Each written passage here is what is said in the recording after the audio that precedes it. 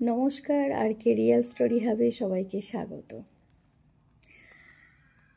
আপনাদের মধ্যে কারোর হাজব্যান্ড বা কারোর ওয়াইফ কি পার্সোনাল ডিসঅর্ডারে ভোগে? তাহলে কিন্তু এখনই সাইকোলজিস্ট দেখান, না হলে কিন্তু অনেক দেরি হয়ে যাবে। ধীরে ধীরে সংসার করাটা কিন্তু জেলখানার ন্যায় হয়ে যাবে। কারণ আমারই এক খুব কাছের ফ্রেন্ড, যার সাথে এটা ঘটেছে, কিছুদিন আগে পর্যন্ত তার সাথে কথা হতো। কিছুদিন আগে বলতে কিছু মাস আগে পর্যন্ত। তখন সে বলতো যে তার হাজব্যান্ড খুব ভালো, তার সবসময় খুব নাম করে, খুব খুব ভালোবাসে, খুব নাম করে। মানে বলতো যে সামান্য একটা ডাল, সেদ্ধ ডাল করলেও নাকি খেয়ে তার হাজব্যান্ড খুব নাম করতো যে ডালটা দারুণ হয়েছে, দারুণ হয়েছে। যে কোনো নর্মাল তরকারিপাতি, যে কোনো স্পেশাল তরকারিপাতি, নর্মাল রান্না, স্পেশাল রান্না, সব কিছু খেয়ে খুব নাম করতো। একটু সাজলেই, মানে আমরাও, ইভেন আমার সাথে এক দুবার দেখা হয়েছিল ওর হাজব্যান্ডের, তো দেখতাম সবার সামনেই ওর সাজগোজ নিয়ে খুব প্রশংসা করতো। ওর চয়েস নিয়ে ভীষণ প্রশংসা করতো। তো মানে খুব ভালো লাগতো যে কারো হাজব্যান্ড কারো ওয়াইফকে এতটা গুরুত্ব দেয়, খুব ভালো। তো একদিন দেখলাম, একদিন ওর সাথে দেখা হয়েছিল, দেখলাম খুব মন খারাপ করে বসেছিল। তো ওকে জিজ্ঞাসা করলাম যে কি হয়েছে, এত মন খারাপ কিসের? ও তখন বললো, জানিস তো আমার হাজব্যান্ডের জন্য না আমি মাইন্ডের দিক থেকে খুব ডিস্টার্ব হয়ে আছি। আমি বললাম, কেন? দাদা তো খুব ভালো, দাদা তো তোকে খুব ভালোবাসে, তোর সবসময় খুব প্রশংসা করে, তোর সাজগোজ, পোশাক আশাক, এমনকি তোর রান্না, সমস্ত রান্না বলে খুব ভালো রান্না করে, তোমার বান্ধবী খুব ভালো রান্না করে, তোমার বান্ধবী সব কেনে, দেখো কি সুন্দর শাড়িটা, দেখো কি সুন্দর সেজেছে। তাহলে এত হাজব্যান্ড যার ভালো, তার আবার হাজব্যান্ডকে নিয়ে কি সমস্যা? বলছে ওইটাই তো, বাইরের মানুষের কাছে আমার শুধু প্রশংসা করে, আর ভিতরে একটা অন্যরকম রূপ। কীরকম? বলছে এটা আমি বলিনি, কিন্তু এটা বেশ লাস্ট কয়েক বছর ধরেই চলছে। আমি বললাম কীরকম? বলল মানে বাইরের লোকের সামনে প্রশংসা করে, কিন্তু ভিতরে ভিতরে ওকে একটা মেন্টালি টর্চারে রাখে। সেটা কীরকম? বলছে যেমন ধর, আমি বাইরে গেছিলাম, বলে গেছিলাম আমি 8টার মধ্যে ঘরে পৌঁছে যাব, তো আমার 8:15 হয়ে গেছে ঘরে ঢুকতে। তো আমাকে বলছে, কেন 15 মিনিট তোমার কেন লেট হবে? আরে রাস্তায় আসতে গিয়ে, রাস্তায় জ্যাম ছিল তাই আসতে গিয়ে দেরি হয়ে গেছে।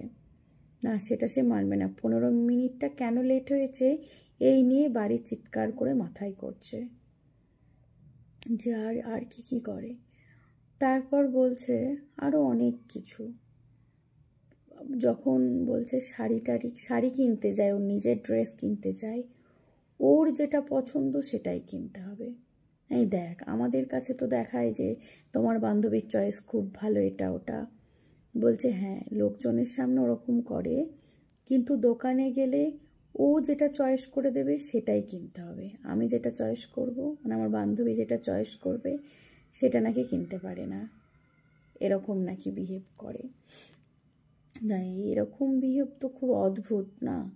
বলছে আমার বাচ্চারা পর্যন্ত খুব ভয়ে ভয়ে থাকে, যেদিন বাড়িতে তার বাবা থাকে খুব ভয়ে ভয়ে থাকে যে এই না জানি কি একটা ব্যাপার ঘটবে, আর বাবা চিৎকার করে বাড়ি মাথায় করবে, কাকে বকাঝকা করবে। বলছে ওর হাজব্যান্ড যেদিন বাড়িতে থাকে ছুটির দিন, এমন একটা দিন যায় না যে যেদিন চেঁচামেচি হয় না, যেদিন কেউ ওর বাবার কারণে কাঁদে না, হয় কোনো বাচ্চা বা আমার বান্ধবী নিজে, যে কোনো, বা ওদের কাজের যে আন্টি, মানে তাকেও কথা শোনাতে ছাড়ে না আর কি, কোনো কিছু ভুল করলে। বলছে গতকাল কি হয়েছে জানিস? যেদিন ওর সাথে আলাপ হয়েছিল তার আগের দিনের ঘটনা। হ্যাঁ, কী হয়েছে? যে গতকাল মানে এতটাই বেড়ে গেছে, ওর সাথে একটা সামান্য জিনিস নিয়ে একটা তর্ক বিতর্ক হয়েছিল আমার বান্ধবীর। তো সঙ্গে সঙ্গে ব্যাগপত্তর আমার গুছিয়ে দিল, বলল যাও তুমি ওই বাড়ি চলে যাও, ওখানে গিয়ে থাকো, আমার সাথে তোমায় থাকতে হবে না, আর না হলে আমি ব্যাগপত্র গুছিয়ে নিয়ে চলে যাচ্ছি, আমি অন্য বাড়িতে গিয়ে থাকবো, তোমার সাথে আর থাকা যাচ্ছে না। এই তো ভারী অদ্ভুত ব্যাপার।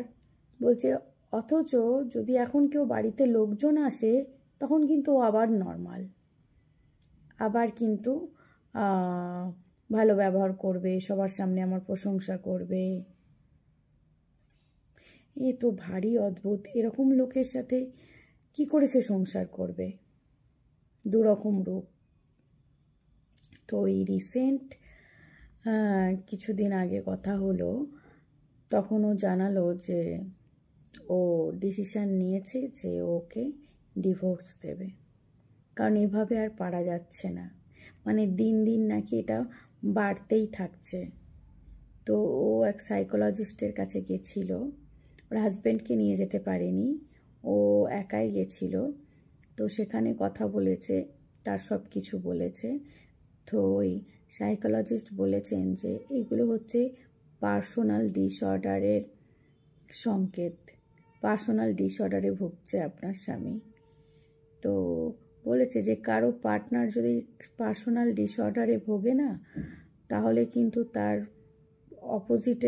অপোজিট আর কি লাইফ পার্টনারের জীবন পুরো হেল হয়ে যায়। তো এর থেকে হয় সাইকোলজিস্ট দেখিয়ে তাকে সারিয়ে তোলা, আর না হলে আলাদা থাকাই শ্রেয়। না হলে দুজনের জীবনই আস্তে আস্তে আর কি পুরো একেবারে নরকে পরিণত হবে।